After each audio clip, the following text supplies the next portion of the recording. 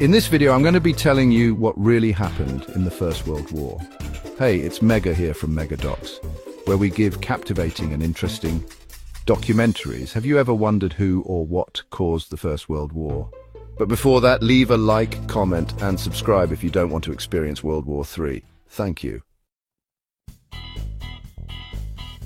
World War I, often called the Great War, was one of the most destructive and transformative conflicts in human history. Between 1914 and 1918, it engulfed the globe, involving more than 30 nations and leaving over 16 million dead and 21 million wounded. For those who lived through it, the war marked the end of an era and the beginning of modern warfare, a devastating mix of human ingenuity and destruction. But what caused such a cataclysm? Join us today to learn how a single assassination escalated into a conflict that brought empires to their knees. In this video, we'll explore the roots of World War I, the major battles that defined it, and how its bitter end shaped the 20th century. World War I was not a sudden eruption, but the result of decades of tension, alliances, and rivalries. Its causes can be grouped into four main categories: nationalism, imperialism, militarism, and the alliance system. Nationalism fueled competition and mistrust between Europe's great powers. Countries like Germany, Britain, France, and Austria-Hungary were eager to assert their dominance.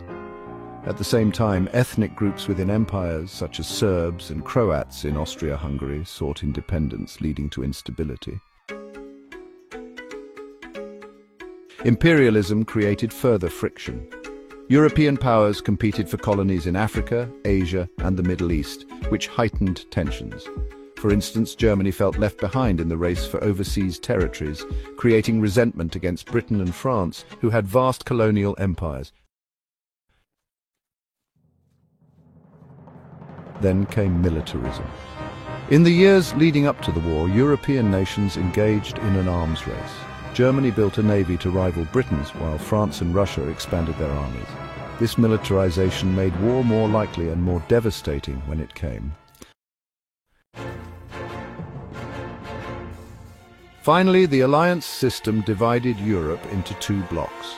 The Triple Alliance included Germany, Austria-Hungary, and Italy, while the Triple Entente united Britain, France, and Russia. These alliances were designed to prevent war, but instead ensured that a conflict between two countries could drag entire continents into battle. The powder keg was set, and all it needed was a spark. That spark came on June 28, 1914, in Sarajevo, the capital of Bosnia. Archduke Franz Ferdinand, heir to the Austro-Hungarian throne, was assassinated by Gavrilo Princip, a member of a Serbian nationalist group. The assassination shocked Europe, but it wasn't immediately clear that it would lead to war.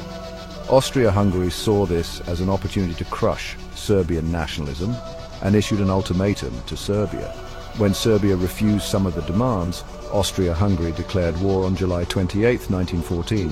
What followed was a domino effect. Russia mobilized to support Serbia. Germany, allied with Austria-Hungary, declared war on Russia and then on France. Germany's invasion of Belgium brought Britain into the war to defend Belgian neutrality. Within weeks, Europe was at war, and what was expected to be a short, decisive conflict turned into a global catastrophe. By late 1914, the Western Front became the focal point of the war. After the German advance was halted at the Battle of the Marne, both sides dug in, creating a 400-mile trench system that stretched from the North Sea to Switzerland. Life in the trenches was hellish. Soldiers lived in constant fear of sniper fire, artillery bombardments, and poison gas attacks. Mud, rats, and disease were constant companions, while attempts to gain ground often resulted in massive casualties for minimal gains. One of the deadliest battles on the Western Front was the Battle of Verdun in 1916. German forces launched an offensive against the French fortress city, believing its capture would break French morale. The battle lasted 10 months with nearly 700,000 casualties, but neither side gained a decisive advantage. Meanwhile, the Allies launched the Battle of the Somme to relieve pressure on Verdun. On July 1, 1916, British forces suffered 57,000 casualties, the bloodiest day in British military history. By the time the battle ended, over 1 million men had been killed or wounded, with only minor territorial changes. While the Western Front stagnated, the Eastern Front saw fluid and massive battles. Germany and Austria-Hungary faced off against Russia in a theatre that stretched from the Baltic Sea to the Black Sea. In 1914, Germany won a decisive victory at the Battle of Tannenberg, where they encircled and destroyed a Russian army. However, the sheer size of the Eastern Front made it difficult for either side to maintain control. Beyond Europe, the war spread across the globe. In Africa, colonial forces clashed as German and Allied powers fought for control of colonies. In the Middle East, the Ottoman Empire joined the Central Powers, leading to battles like the Gallipoli campaign, where British and Anzac troops suffered heavy losses trying to capture Ottoman territory. The war also reached the seas, with Britain blockading Germany and Germany retaliating with unrestricted submarine warfare. For much of the war, the United States remained neutral. However, two key events pushed the US into the conflict. First, Germany's use of unrestricted submarine warfare endangered neutral shipping. In 1915, the sinking of the British liner Lusitania killed 1,198 people, including 128 Americans. Though public outrage followed, the US stayed out of the war. Then came the Zimmermann telegram in 1917. This secret message from Germany to Mexico promised Mexican territories in the US if Mexico joined the war against America. When the British intercepted and revealed the telegram, it sparked outrage in the US. On April 6, 1917, the United States declared war on Germany. The arrival of fresh American troops and resources tipped the scales in favor of the Allies. By 1918, the Central Powers were on the brink of collapse. Germany launched a final offensive in the spring of 1918, but was stopped by the Allies, who counterattacked during the 100 Days Offensive. At home, the Central Powers were crumbling. Austria-Hungary faced internal revolts and the Ottoman Empire was collapsing. In Germany, strikes and protests forced Kaiser Wilhelm II to abdicate on November 9, 1918. 2 days later, on November 11, 1918, Germany signed an armistice ending the fighting.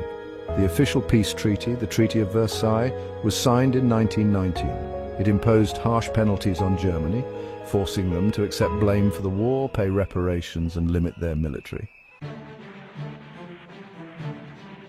World War I reshaped the world. 4 empires, the German, Austro-Hungarian, Ottoman, and Russian, collapsed. New nations like Poland and Czechoslovakia were born, while others like Yugoslavia united diverse ethnic groups. The war also left lasting scars. Over 16 million people were dead and millions more were displaced.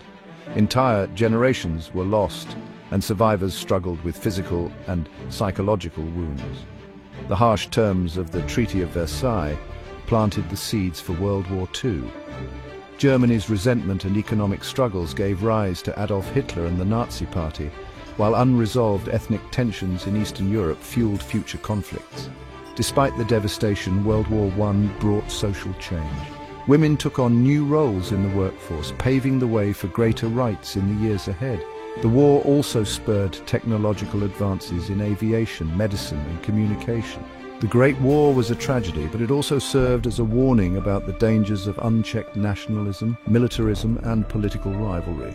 World War I was a conflict like no other, a war that shattered empires, devastated societies, and changed the course of history. Its legacy is still felt today, a reminder of the costs of war and the resilience of humanity in the face of unimaginable loss. Thank you for watching. If you found this video insightful, please like, subscribe, and let us know your thoughts in the comments below. What topics should we cover next? Thank you.